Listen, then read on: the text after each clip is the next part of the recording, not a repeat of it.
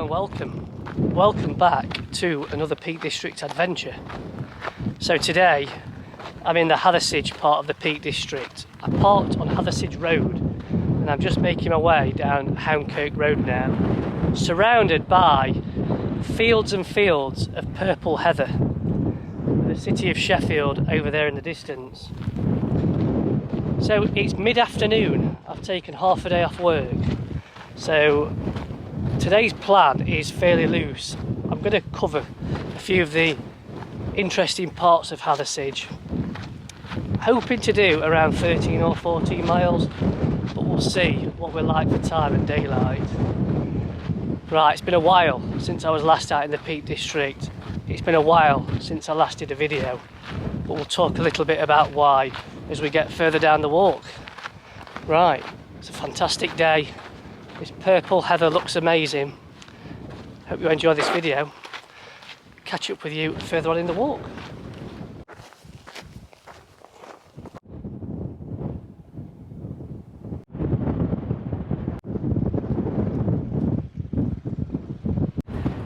We've got one of the old waymarking signs here. I think this one's trying to tell us that Buxton's 17 miles away. Not quite sure what the writing is above that. So I've made it onto the moorland now, making my way over to the oxstones over there.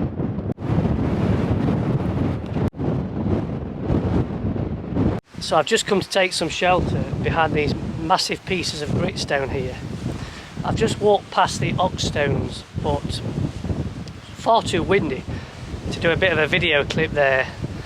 I knew it was going to be windy today. It's not a bad thing because it's really warm and it's keeping the temperatures to a comfortable level, but from an audio point of view for the video, not very good I don't think. So we'll see how we get on with the rest of the walk today, because we'll be at this elevation for most of the time. So we'll follow our way through the path of purple heather here.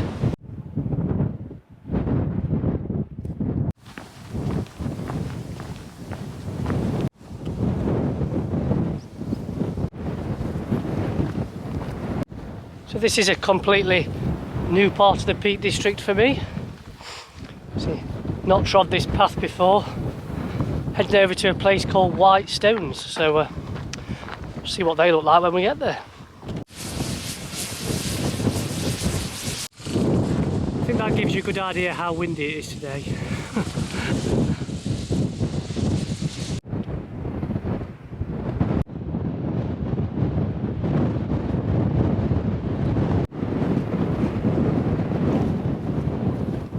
So I've made it to White Stones. They're quite well hidden by the high fern and bracken that you get this time of year. The chain of reservoirs over there is Red Myers reservoirs, looking quite low for the time of year. I think that's because the moors I've just walked across, they must have absorbed all of the moisture. Extremely boggy for the time of year. It's not been particularly wet over the last few weeks.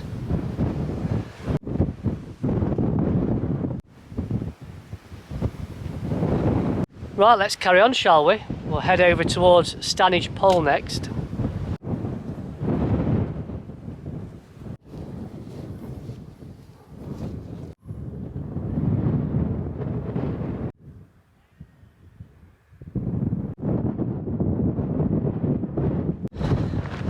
So I've just passed Stanage Pole there. No time to linger, unfortunately. There were quite a few kids trying to be wannabe pole dancers on it. The views ahead have opened up now though. Fantastic.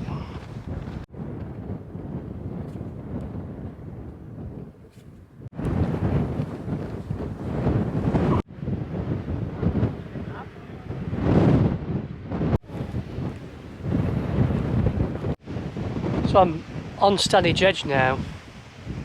I was last here in April when I walked the 9 Edges Challenge, a video that's on my channel if you want to watch that, if you haven't already seen it. I love Stanage Edge though. One of my favourite parts of the Peak District. On a clear day like today, you've got some amazing views. back over to Mantor, the Edale area, Win Hill, etc. But we're going to walk over towards Higator now. It's nice and quiet up here today. Stanage Edge is normally busy this time of year. Thankfully it's getting a little bit later in the day. There's less folk out.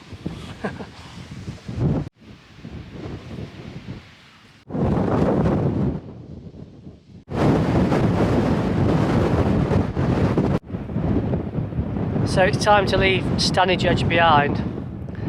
Very, very windy on the top there. Pointless doing any filming.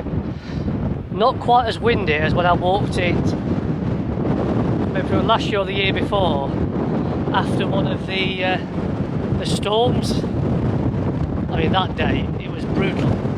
You could barely move forwards.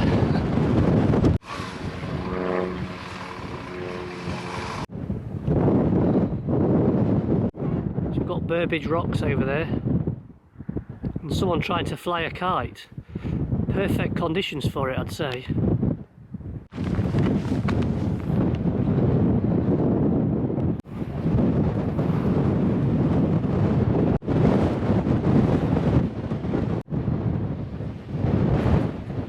So here I am again, taking more shelter from huge gritstone tors on Higator here. Surprisingly quiet again. Higator is usually rammed with people. It's only half a mile from the road where people can park for free. You do get some fantastic views from up here though. Stanage challenge route takes you down there, either over Burbage rocks or the yellow path that you can see towards the Longshore estate, which is where the vicinity I'm going to head now, because get out of this wind and actually have some food, I think.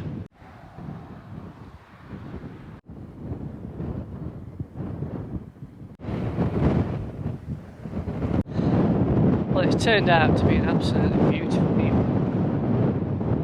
Some fantastic views over to Mantor. You just see Crookstone Knoll sticking out the edge of Kinder, well into the distance there. It's just brought back memories of my last wild camp, which I think it was about a couple of months ago now, which was on Kinder Scout. I mentioned at the start of the video that I've just not been able to get out much recently. I've just been so busy. There's a lot been happening in the Johnson household with recently moved house, so there's been a lot to sort out there. And I've just been so busy with work, so I've just not had an opportunity to take any time off. But I'm out today, that's the main thing. You know, I really want to try and get a wild camp in before I start the Pennine Way in September, but time is fast running out, so we'll see how we get on. But fingers crossed, you know, I'd like to try and get one in before the Pennine Way, because I think pretty much all of September will be taken up with the Pennine Way and then recovering from the Pennine Way. Right, so I'm closing in on where I'm hoping to stop for some food.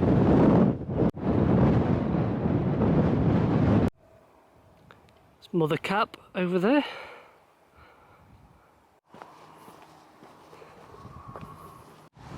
Nice little place to stop for lunch is this, surprise view. Right, I think I'm not too far from the car here, but I'm going to extend the walk slightly, head over towards Grindleford, and then I'll come back up towards the Fox House pub via the Longshore estate.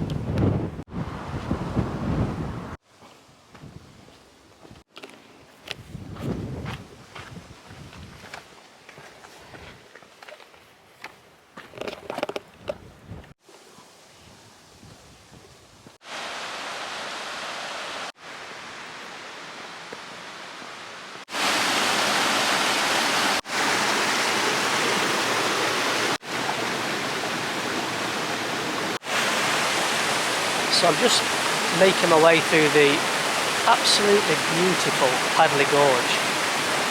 I've lost count of how many times I've been through Padley Gorge. I'm always attracted back to it. For me, it's the best bit of woodland I've ever walked through. Absolutely love it. It's got kind of a bit of a haunted feel to it. I imagine on a misty day in winter it could be quite spooky walking through here, but it's absolutely gorgeous. Right, let's keep moving.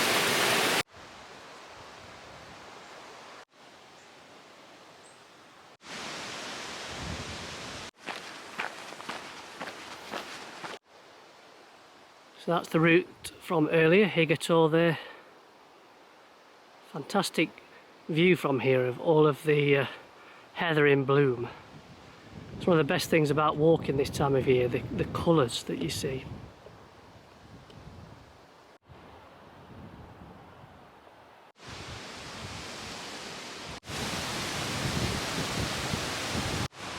So I've just walked through the Longshore estate. The first time I've walked through there and not seen a soul, which is one of the benefits of midweek, late afternoon walking, I think. So I can see the Fox House pub just in front of me, which means I'm almost back at the car now. It's been great being back out in the Peak District. In just under 4 weeks' time, I should be walking the Pennine Way. So, touch wood, I remain healthy and injury free in the meantime, but I'm hoping to get back out with the camera on a wild camp before I walk the Pennine Way, and we can obviously have more of a chat about that. Anyway, thanks for watching this video. I'll see you all soon. Bye for now.